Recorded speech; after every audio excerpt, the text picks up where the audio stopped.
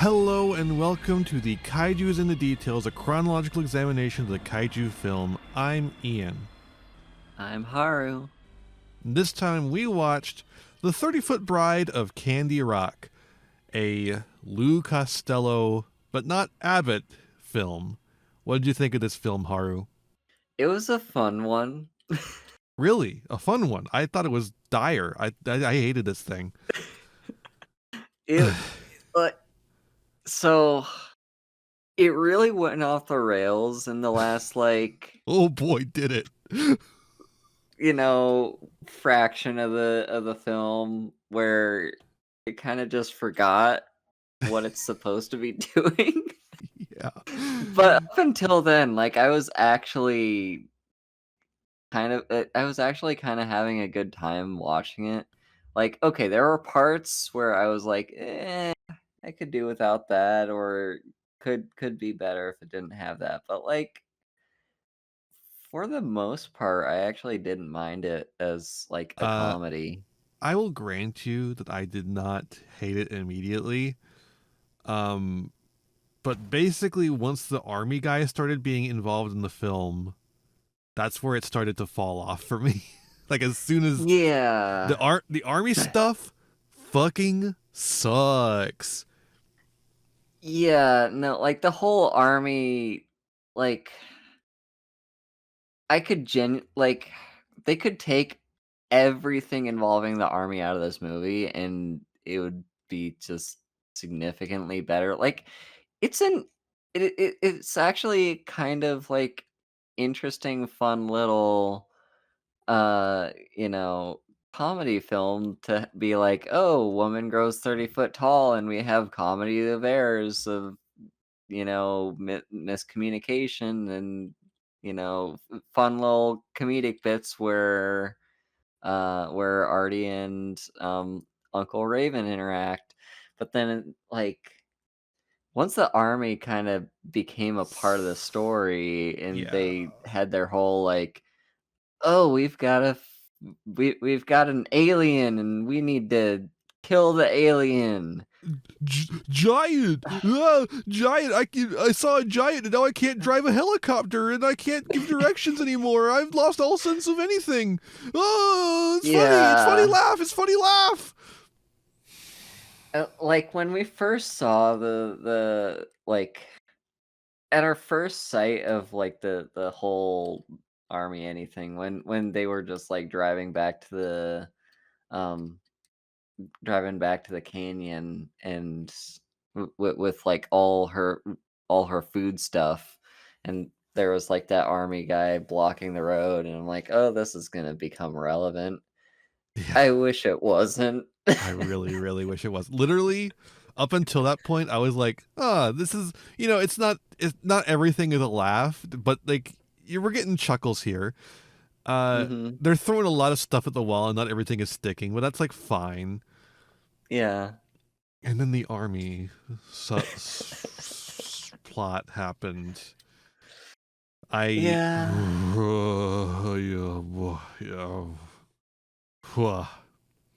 Everyone involved in the army plot fucking sucks. They're not good at comedy. And the whole plot is annoying and insipid, and every attempt at comedy is fucking annoying. Mm-hmm. And meanwhile, basically everyone involved in the town side is at least fine to good. Yeah. My favorite, of course, is Lou Costello. Lou Costello is wonderful, as usual. Mm-hmm. And Gail Gordon as Mr. Rossiter. They are such a good duo. Rossiter Raven. Yeah. Yes, absolutely a great duo. Rossiter, Gail Gordon does a pretty decent job of being the antagonist.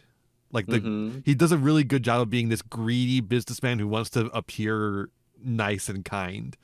And his foil with as a foil to Abbott, Abbott here, to Costello. So he does a little bit of the Costello job, but he's also doing the antagonist role. It kind of rolled into one thing, and it's wonderful. I really like him a lot. Yeah. Basically, Like, everything that he does is fantastic. Even deep into the movie where I was starting to be miserable, he can get a chuckle out of me when he's like, the woman is ripping out his prized trees, and he's like, "No, my trees." yeah. Awesome, incredible. But I he does not could save it for me. uh, I could really just vibe with like a whole movie of literally just skits between those two. Yeah, no, literally, I would be fine with just this random garbage man who's dating the niece of this random bank manager and nothing else from this film. Just give me that. I want that. Yeah. Like there were some really fun comedy of errors between the two of them too. Like, the initial like so like he's um Raven So is not a huge fan of our garbage man, to put it very mildly. yeah, but he's also um the only one who is brave or stupid enough to get Raven's niece out on a date. Uh, yeah. and she really digs his nutty professor vibe. That's exactly what they're going for here, is a nutty professor style Yep. role. And then you know she turns into a giant woman, and Artie comes back and he's like, she's big, and Raven's like, oh god, no. Yeah, he All right, we assumes have to marry you now. he assumes that by big Costello Arnie means pregnant, which is a little bit of a Yeah, stretch, but we'll allow it. because like, I mean, he's like, already, she wasn't showing any signs, and Artie's yeah, like, I love the little moments of just miscommunication that lead to funny things happening. I will say though, Um, that one is so much of a stretch that I did not understand it for at first. It was so much of a stretch that I was like, what just happened? I had to look it up on and then Wikipedia to figure out what happened. and then in all these moments where like Raven is just kind of like, you know, going to the extreme to respond to the situation. So like, Well, he's got so this because TV crew here doing a yeah, spot for him as he's running for governor. So he's trying to look really good in front of them. he's But he's trying to save as much face as possible by like, every time that Artie runs in while he's in the middle of like doing something for the TV crew, they're like he kind of has to do this like, it's like, initial I'm gonna get gut your ass. reaction of like, "Oh my god, I can't believe Artie's here again." And then they like go off into the side room and like, have their real conversation, whatnot. And like there like various things happen, like, he gives Artie credit, he gives, he commands that Artie gets married to his niece. He like makes him become a part of the boosters and gives him a car. Like, it's silly. Mm-hmm. Yeah, it's just not enough to save it for me. Hmm. It's got its moments, and really most of the moments are coming from Costello and Gail Gordon, who are again fantastic. Um, Yeah. but there is just so much nothing in this film too. And by nothing, I don't mean that they're not giving you anything. Oh, they're giving you a lot. You just don't want to eat any of it. Hmm. I will say, like, like, one of the things that I didn't like about this film, and there's a few things, but one of them is just I didn't really like his wife. Like, Really? she like she just kind of doesn't have that much of a personality, I guess. Well, her Like, personality is annoying wife. Yeah, like literally just everything She's just about a boomer her, joke. like everything about her character whenever she's on screen is just about either, oh, I'm depressed, I'm sad that I'm a giant, or Artie, Artie, I love you, Artie, I'm glad I'm your wife. Artie, I hate you. You brought a woman here. Artie, you didn't give me food. Artie, marry me right now or I'll kill you. Artie, Yeah, I don't like you anymore. Artie, I should listen to you always, actually. I should behave and be a good wife and not question my husband. yeah, It's a very sexist film. uh-huh, yeah, and Artie perpetuates that with, like, in his moments of, I'm your husband. You gotta listen I'm to your me. husband, you have to listen to me, I'm the like, boss. yeah, You get to hear I my could Costello really do without impersonation. that. So wife was played by Dorothy Provine, who's, as you might expect, a comedic actor in quite a few things. I think not all these are comedies, but has a few comedies in there. I like her voice. Mhm. I thought her voice was really nice and unique, but She does have otherwise, a good voice. yeah. Um, Lenny Kent plays the sergeant. No Wikipedia page. Cool, cool, cool. Charles Lane, a character actor, plays that one. What's the guy who's like 50 different things in town, but including the Oh, welfare office. yeah. Yeah. Jimmy Collin, a character actor, plays the Magruder, the priest, I guess. Mhm. Justice of the Peace is what it was. William Henry Wright is the Pentagon general who doesn't really make much of an appearance in the film. I don't know why he's even credited here. Peter Leeds is Bill Burton, and Peter Leeds, has a lot of credits, particularly 8,000 TV credits. Very storied person. And then we have Viola Vaughn as Jackie, the woman who like steals Artie's car with him in it. Yeah. What a bizarre scene that was. This movie hates women. It does. Like, I couldn't get what really the purpose of her character was other than to create conflict between Artie and his wife. Yeah, and also to have that one scene at the beginning where Raven has to be mad at her and then not mad at her. Yeah.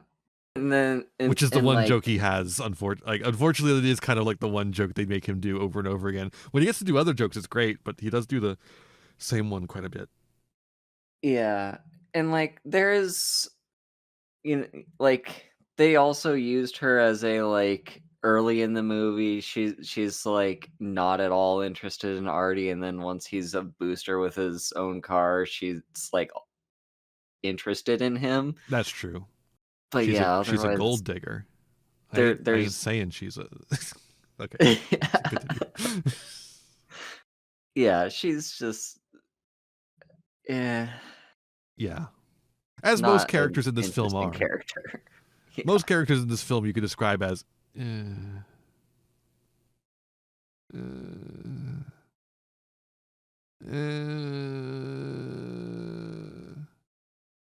so Yeah. this is the first time that Lou Costello starred in a film without his professional partner Bud Abbott, Hmm. and it's the only time he did too. Now you might be wondering, why was it the only time? Was it because this one flopped and then he came back? In fact, no. It's because he died almost immediately after filming this one from a heart attack. Oh gosh. And this film released 5 months after he died. So this Huh. is this is his last film, which is really unfortunate because it's also a film in which he was ill with rheumatic fever during the shoot. Oh dear. So, if you're wondering why he doesn't seem as full of energy as he normally is, that's why. Mm. He's got rheumatic fever. Uh, which, you know, considering how good he is in the film, it says a lot about his ability to perform, Mm-hmm. or maybe it says a lot about how nothing everyone else is. Yeah. Apparently, Costello's widow came on Turner Classic Movies to talk about the movie. Well, okay, no, this a quote from her was read out on Turner Classic Movies. She didn't come on apparently, Uh, but she said that she expressed her the the the the the person who was actually on, Rob Nixon, said that she expressed her disappointment in the picture's quality with a line worthy of one of Abbott and Costello's routines. It would have killed him. hmm. So apparently Costello's widow was so displeased with the film, she was like, if he wasn't already dead, it would have killed him. Yeah. I mean, I can't blame her for saying that. Yeah, it's certainly. I mean, obviously, I don't like it, but even if you would like are inclined to like this, it's certainly not up there with the other Abbott and Costello films. Yeah. You can tell it's a Columbia Pictures production though, because oh boy, everything looks like a higher budget. There's like camera movement. Mm-hmm. The camera moves. They've got it on like Yeah. a dolly. They could actually move it smoothly. Isn't Yeah, that I crazy? know, like, I actually kind of noticed that in a few of the scenes, like, the camera would like slowly pan in one direction or like, you know, pull out a little bit. Mm-hmm. Literally opening scene, they had like this pull out. They had Abbott, not Abbott, sorry, Costello, in a Mm-hmm. mirror talking to himself, and then they pull out to show the rest of the set. It was a really nice shot. I liked it. Mm-hmm. And the effects are decent. It's weird because like it's a very expensive film compared to what we usually talk about here. But I would say the effects were not particularly better than what we normally see. Yeah. In fact, some of them were kind of worse in some ways. Like the screening effects, we never get the ghost effect. That is one thing. Mm-hmm. But we never get something that looks as good as some of the effects in, say, the Cyclops, I guess, would be one. Like one of the Burt I. Gordon Giant Man films. Like some of Yeah. those have better, like, overall, this is better effects. It's more consistent. But when the Burt I. Gordon Giant Man films have reach their highs, they blow this film out of the water as far as Mm-hmm. how it looks. Although some of the miniatures work was pretty good. I like some of the miniatures, like Yeah. when Emmy Lou is trying to cook with tiny stuff Yeah. Because she insists on cooking her husband a meal, because she despite wants the things to be fact that normal. like it's literally just fine if he makes her food and he's also the one that like is the right size to make it, but whatever. Yeah. And then she instantly gets upset and is like, "Feed me."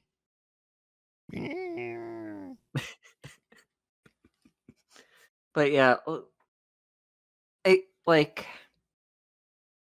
there are some mm, like fun little effects in here um where like the scene where she was crying, like what the one I was just mentioning where she was like, "Feed me," and like her teardrops are like so big that they splash on Artie's head. Mm-hmm. Uh, one issue one issue that I kind of have with how like it's how they do the perspectives and stuff, cause like, in when they do like, single person perspective, like, where they switch the camera back and forth between, like, giant woman, normal-sized human, like, normal-sized person is craning their neck back to look up at her, and she's, like, kinda looking downwards. But then when they show, like, a side by side, like, the perspective is nowhere near what it is nowhere near what's being implied when they do the single shots, and Hmm. so when they did the whole, like, teardrop thing, It like, doesn't make any goddamn there's no sense. logical way that the tear would have fallen on his head because she's basically, like, right across the canyon from it, like. Yeah. And there were several moments throughout the film that were just kind of, like, very inconsistent with, like, the angle at which she is taller than people or, like, um, how big she actually is. And, like, I'm not necessarily expecting them to do all the measurements of, like, okay, she's supposed to be 30 feet tall in this scene, so what's the best way to maintain that maintain that consistency with relative height. I'm not expecting that necessarily, but it is very noticeable. And it's an inconsistency that is like worse than what we would see in the other films we have covered. The films that it is, Mhm. I guess, theoretically parodizing, like it doesn't really feel like a parody of any of the giant people films like 50 Foot Woman or Colossal Man or anything like that. It just feels like it's using the same premise for a goofy plot because it's not. Mhm. It doesn't feel close enough to any of them to be a parody. It's just kind of like, oh, what if that was a comedy? Yeah. What if there was a comedy with with the premise of a giant woman? It feels more like Mhm. that so far.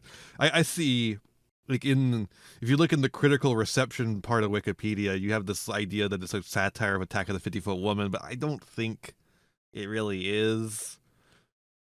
I mean, maybe it is, but if it is, it's Yeah. the particularly weak one because there's nothing. It's not parodizing that film because that film is totally different. Yeah, this feels less like a satire and more just like a what if we turn this into a comedy? Yeah. So just a different thing.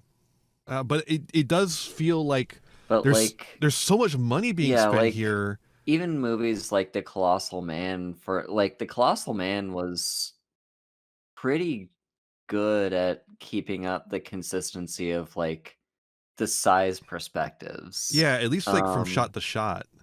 yeah. And like he was constantly growing throughout the movie. So like you know, there was a variance in that sense, but like, you know, during he's supposed to be this big or he's supposed to be like this big. During those sorts of like they were fairly consistent with his size in the movie. And in this Hmm. one it feels very all over the place. I mean, she does grow at one point, and it seems to show when like, other than her initial growing to 30 feet, she does grow, and then I'm just like, okay, after that, she doesn't really seem that much bigger than she was before? Yeah, I don't know what like. Also, it's a Attack of the 30 Foot Woman. You can't make her bigger than 30 foot. Yeah. But it's weird that they have like she grows again because she was watered. Yeah. This movie is not very I mean, This is comedy, of course. Like, of course, yeah, it's not going it's to a be. comedy. It doesn't try to be very scientific. I mean, we literally just have a robot named Max who can, like, Do change anything. time and make you fly. Like, the robot can literally do whatever you want it to. But So, only what it wants to do. yeah, so I'm not expecting, like, serious scientific explanation for why woman big, but she runs off because she's sad because the robot's being like, no marriage, and then she gets big, and that's it. Yeah. Yeah, it's very strange. And not funny enough. It's just not funny enough. Mhm. Nothing nothing about Max is funny. I'm just going to say it. Yeah. Literally everything about Max is not funny. They keep doing this bit where like it can't do math properly and it's like Mhm. 2 and 2 is 6. And it's like, "Yeah, man, you've been saying this for the entire movie. It's not gotten any funnier." Yeah. Yeah, I don't understand what Max's purpose It's to finish the is. film. It's to end the I film. like yeah, it's literally it literally just exists as like, a plot device. This is the Well, and oxygen and the BS destroyer of it's this the movie. it's the proof that he's a scientist too. He's like not just a garbage guy. He's a nutty professor. Yeah. Yeah, yeah. I'll tell you though, I think Jerry Lewis does a better nutty professor than the Lou Costello does. Mhm. Sorry, Lou. I know it was your last performance, but like, come on. There was I mean, there was also just like regarding Max, there was a little moment at the beginning when we first get in the very first scene where we're being introduced to Artie and his dog and his robot, and he says Max, and I think he's referring to the dog in the moment, and then later on it's revealed that the he was actually talking to the robot, I think that was an which intentional may bit. yeah, I think that was intentional, and it was kinda weak, but, Yeah. well, yeah. Not a not a great bit to start off your movie with. Yeah. I don't know. This is a weird one for the podcast because it is just a comedy film with featuring sci-fi elements for elements from like drive-in theater movie like horror movies of the day. And like, you know, Bud Abbott and Lou Costello were like plugged into that kind of horror aesthetic with the Abbott and Costello meet the mummy and et cetera, et cetera, et cetera. So it makes sense for that to be like a plot that they go with. It's just it doesn't feel like anyone involved in making this film was very enthused about it. Mhm. I do wanna say too, like, as far as being an interpretation of the, like, giant person trope, there are 2 main, like, there are 2 key parts of that we see in a lot of kaiju movies with the monster rampages in the city and military responds. And This kind of has both if you squint. the so like there's not a rampage, it's more just a tantrum. Yeah. Like she just runs into the city, splashes some water on people, and then throws a thing. And s- like initially, she's mad and wants to throw it at the people, but then she just has the second thought of like, oh, I don't actually want to hurt the people, so she throws it like away, and then it gets mistaken for a flying saucer and yada yada. The But army like, sees it and they're like, "Oh my god, a flying saucer! It's Martians! Laugh, laugh, laugh!" yeah. But like as far as the rampage goes, honestly, like I've like I kind of dig that as a sort of like turning the concept on its head a little bit, just because like it's because most of the time when we see a person getting turned into a giant, they like they lose their humanity or they Hmm. like go insane or all sorts of other terrible things happen to their psyche that change them from being a person into a monster. With this Meanwhile, she's one, just grumpy. she's just she's just she's having a tantrum, but she'll be fine. She'll walk it off. She'll run back to her husband.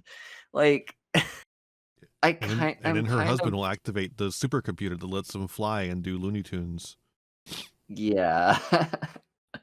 um so yeah, like that's one of those two tropes. The other part of basically every kaiju movie is the military response. And for a while I was just I was just thinking, oh, maybe this movie isn't gonna be one of those ones. Maybe this one's just gonna be like, silly little antics with what happens when, big giant woman is cranky and upset and she asks her new husband for something and he has to try and figure out how to get it to her. And then the general in Washington is like, shoot to kill. We don't know Yeah. what it is, but shoot to kill. Yeah.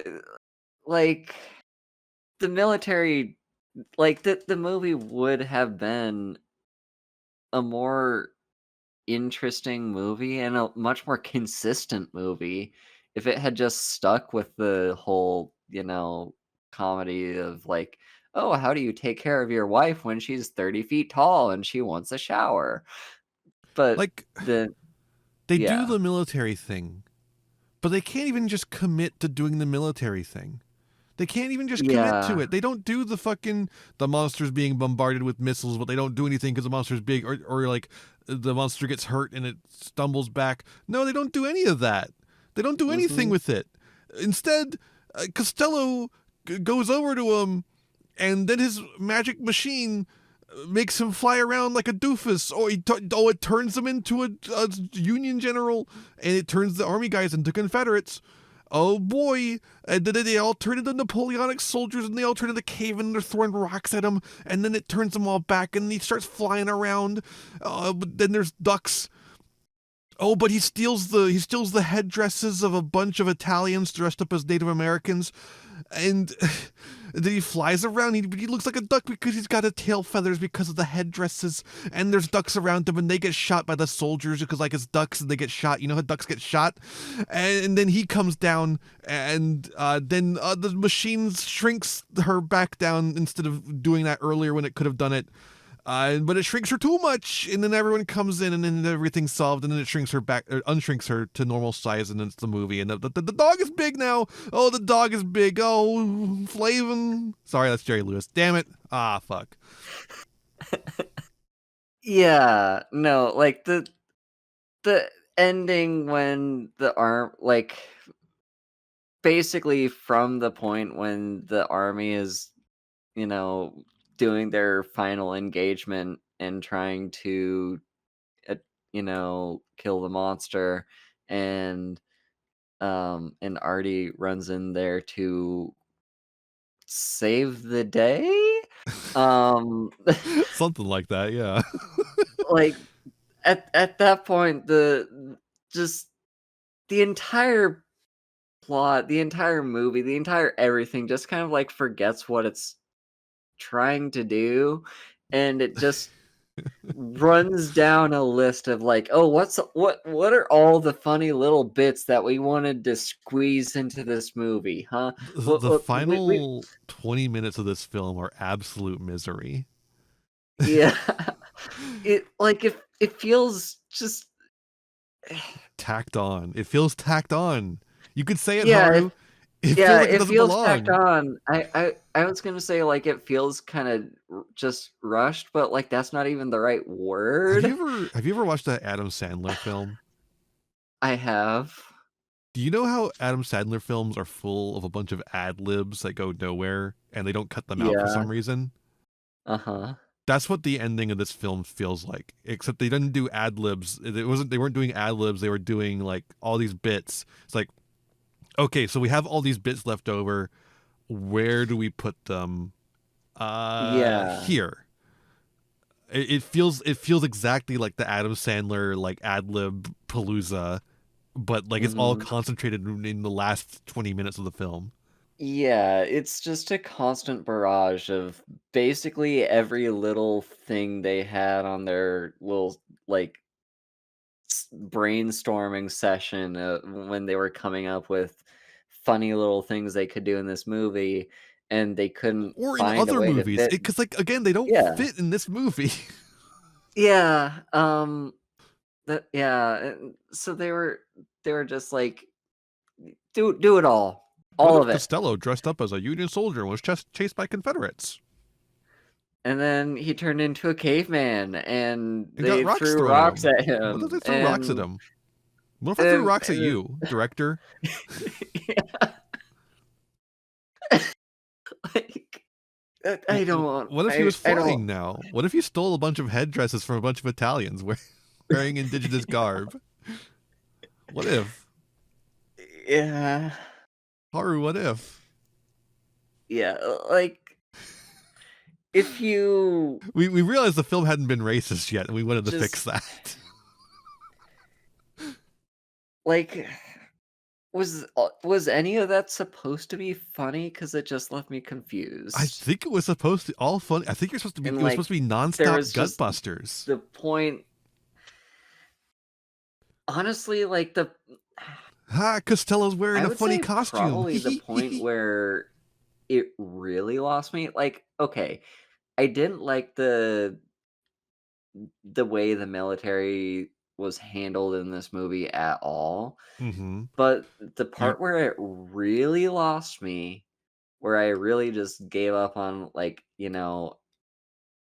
this movie doesn't really, no effort is being put in here, was where, like, y Artie was trying to run up to meet the soldiers, and then they did that silly bit where they did their binoculars at the same time and looked at each other, mm-hmm, mm-hmm. And and it was like, then oh, that's kind of funny. They did like a little Looney Tunes slap to stick thing.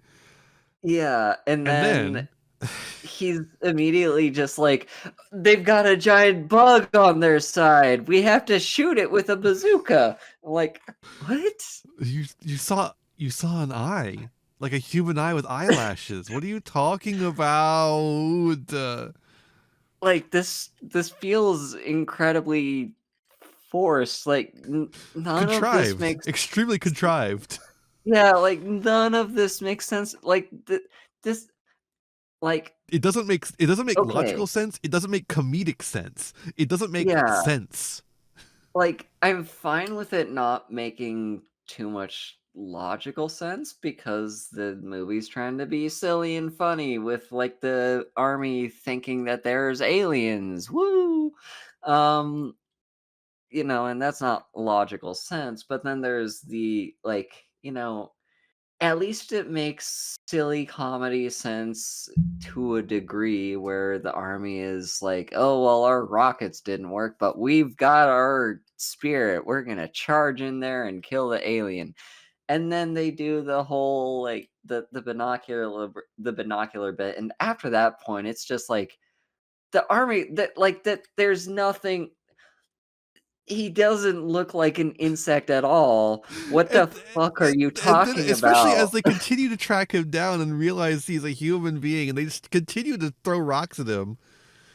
Because at that point, like the movie's not even trying to bring the conflict down and have everyone realize, "Oh, we were just mistaken." It's no, they have it's required for the purpose of the plot to have the army chase after him and shoot at him.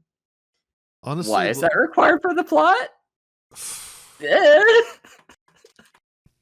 honestly, the biggest sin about the army stuff though is that every time the army is on scene, that doesn't result in like these weird logical gaps or like sensical gaps, even like comedic gaps. Every time other than those, you can tell exactly where the fucking punchline is going Mhm. before it happens. You're just like, oh god, here it comes, and then it fucking comes. The army man sees a giant thing, and then he stops the car. Oh, but then there's a 10-car pile up. Whoa. Oh no, now there's a helicopter coming, but she's growing, so he's gonna see her and then go, whoa. Oh, the machine is turning them back in time. Well, there's only one thing that this can lead to, which is cavemen. Oh, there Mm-hmm. it happened. And the scene in the Pentagon where the guy is just like, well, we've got reports of a giant of a giant, and there's literally no other possible explanation than aliens, so shoot to kill. Uh, I, I hate this. I fucking hate. Bad movie. Bad movie.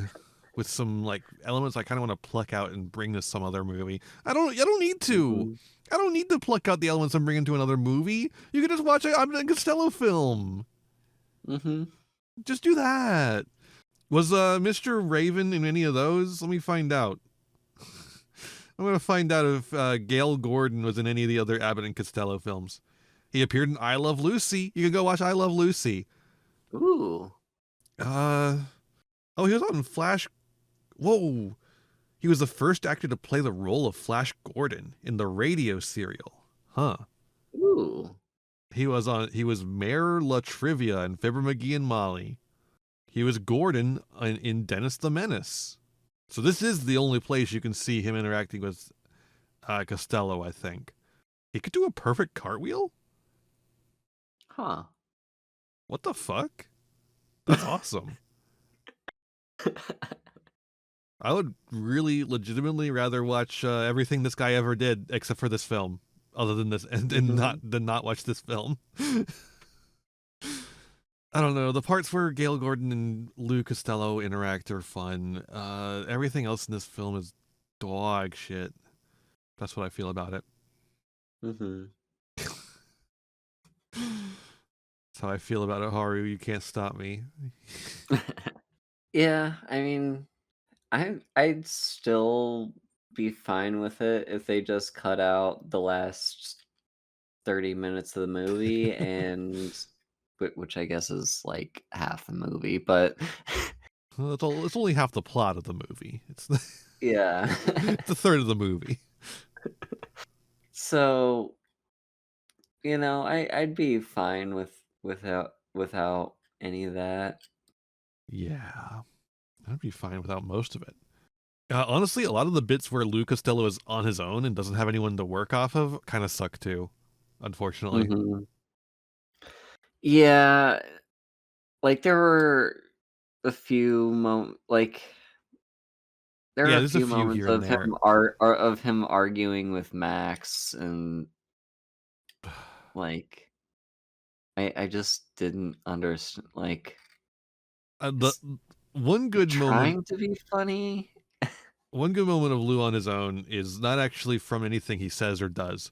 But we get this intro of him as a mad scientist, and then he walks out the door, and you see his coveralls that say garbage collector. Mhm. That was pretty good. Uh, the most subtle part of the movie. Honestly, I actually didn't mind his opening monologue either. Like, it was like, it set his character. Like, he was Yeah, I going on suppose. he was going on about like all these different, great scientists of history, all these great inventors or whatever, and he's you know obviously comparing himself to them. And it's like, you know, uh, like, it wasn't funny, but it Well, it was. sets up the funny. Yeah, it sets up the funny, and it's also just, like, kind of this brief moment in the movie before we're interrupted with anything else regarding plot, any character interactions, anything at all. It's just this nice little, you know, this little bit of quiet where we're just, like, having, I guess, sort of an intimate moment with our main character. Yeah, I don't know. You want to talk about themes, Haru? You want to talk about themes in this movie? You want to try and pry some themes out of this movie, Haru? Oh boy, do I. Is one of them gonna be the Soviet Union? Yeah, I think Emma Lou is the Soviet Union, and Artie is Belarus, and Mr. Raven is West Germany. I will not explain any of these. I think they're quite obvious. Yeah. No, this film is sexist as hell. That's the Yeah. theme of this film is women be shopping, women be hungry, women They're be angry. they're literally just wives. That's all they are, and And they they're so wanted. irrational. They're so hysterical after being turned 30 feet Yeah. tall. I mean, she just gets really big and wants a milkshake, wants 50 milkshakes and donuts and And a 5-foot straw? You gotta have the 5-foot straw with your milkshake. yeah. Okay, How did they make that so fast? also, come to think of it, I don't recall ever seeing the 5-foot straw That is being true. used. She kind of just drinks it out of a fucking milk larder, it looks like. So it's like, okay, why that feels like wasted potential, but whatever. Uh, It would but be yeah, funny if they like had the 5-foot straw and it was still like too small. yeah. Yeah, actually, yeah, going back a little bit to um what you mentioned with with the effects with the little tiny like miniatures. It was kind of fun to like, when Artie went to go get materials for her to have clothes, he brought some yarn and it's like super tiny and a needle and it's super tiny and here's some scissors and he pulls out some big shears and they're still super tiny to her. Anyway, And then he pulls out a tangent. parachute Yeah. made of fine Anyway. silk. Mhm. Yeah, that's a little tangent going back to what we talked about earlier, but, like, anyway, yeah, it's literally just a movie about how women relate to men in that they are wives and they're like, literally every other female character we see in the movie is either her entire character and personality is the fact that she is X person's wife, or she's that one lady who's a gold digger. Mm-hmm. That's all women are. That's all women is. That's how women be. That's women. Ugh. Do you know what transformed Emmy Lou into a 30-foot giant, Haru? I must have missed it. Like, did she fall into like a bit of water or She went something? she went into a cave in Dinosaur State Park, which is a real state park. According to Wikipedia, though, there was radiation in the cave. I don't think that was None of that established is in the movie at all. none of that is mentioned in the movie. She just becomes big. She just become big through cave in desert state park. There's just like a bunch of steam in there, Mhm. and it just makes her big. But apparently, it's radioactive, according to Wikipedia. But who knows if that's accurate? Because the Wikipedia summary is not particularly detailed. There's a sentence about that sets up Artie and Emmylou and the radiation in the cave. There's a sentence about Artie nervously explaining it to the rich uncle that she got big. And then it says, after comic hilarity ensues, Artie is eventually able to restore her to her normal size. So, like, the first 20 minutes of the film are 2 sentences. The rest of the film is 1 sentence. And then there's 1 sentence about the dog being big now. Mhm.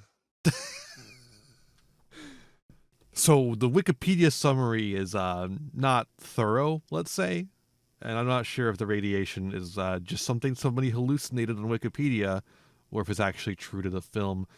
Because it's not, as far as I remember, it was not mentioned in the film, so maybe it's in the screenplay or some shit. But yeah, I literally don't remember anything about radiation being mentioned ever in this movie. yeah, there was a lot of talk about like cells and radio equipment and 2 and 2 is 4, but nothing about Yeah. radiation. Haru, Hmm? the poster. The poster says funniest film in the history of roarfare. What? As in, I think as in roaring laughter and in warfare. But why warfare? Uh, It's a different poster that says, here's the tall and short of it. I mean, I've seen lots of comedy films that are funnier than this. I don't care how big she gets. I love every gorgeous yard of her.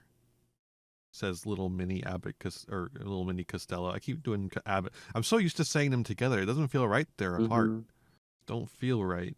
By the way, in the very last scene when she became small and everyone was walking all over the parachute, I was for sure she was gonna get stepped on and we wouldn't see her again It's and get crazy no how closure much on her.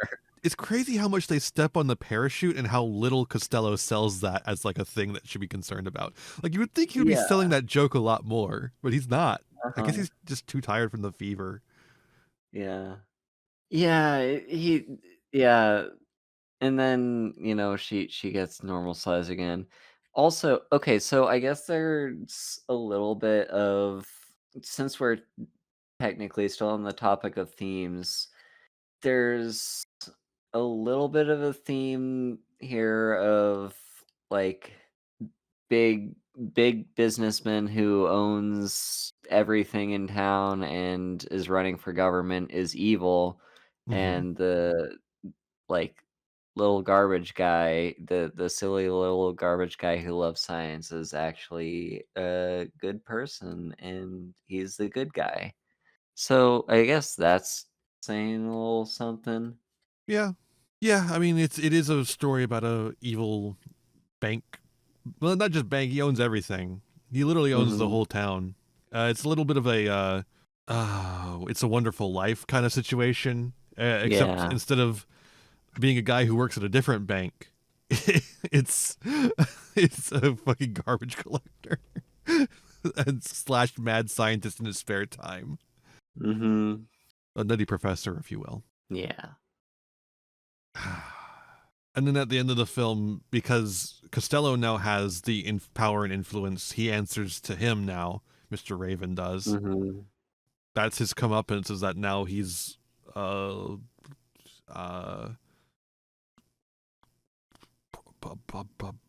he's still got everything he owned before, but now has Mhm. to kind of suck up to the guy he doesn't particularly care for. Yep. Oh, and Costello got to do the thing that he was doing to him at him now. Mhm. He did the thing. Can you do it, Haru? What was it again? Was it It like was zzz, like, zzz, yeah, something it like was that? like, yeah. I don't actually remember what kind of it was. Something like that. It was either like a zit or it was like a or it was Yeah, something stupid like that. some just little noise that they made at each other Like a, because a don't they bother me kid kind of noise. yeah. I don't know. I was happy to see more of him for a brief little bit. Mhm. Yeah. Blah. There's too few jokes in this film. Not to say that they don't say a lot of jokes, but like they're all kind of the same joke. A lot of them you could Mhm. categorize every joke into like maybe 5 different categories of joke in this film, and that's rough. Mhm. It's unfortunate, but sometimes the film looks beautiful. Sometimes Abbott, not Abbott, Costello, and uh, what's his face, Gale Gordon, are really funny together. Mm-hmm. And sometimes the movie ends and you don't have to watch it anymore. I said 3 good things about it. Yay. I don't know. It feels like prime material to just take a couple of clips out of context and then not watch the rest of it. Mm-hmm. Yeah, this is a look up these Family scenes Guy on funny YouTube. moments. Yeah. This is a Family Guy funny moments compilation movie. It's just take the take the scenes out of this and put them in a Costello compilation. Yeah. You got anything else? Nope. I think I'm good too, because everything I've gotten here is like, just, oh, this joke is going on too long. Oh, this joke again. Oh, I don't like this joke. Oh, this joke is fine.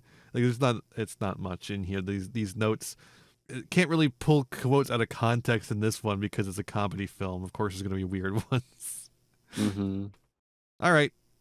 Thank you so much for listening to the Kaijus in the Details. You can always show this podcast to everyone you know and get people listening, because that's the best way for us to grow.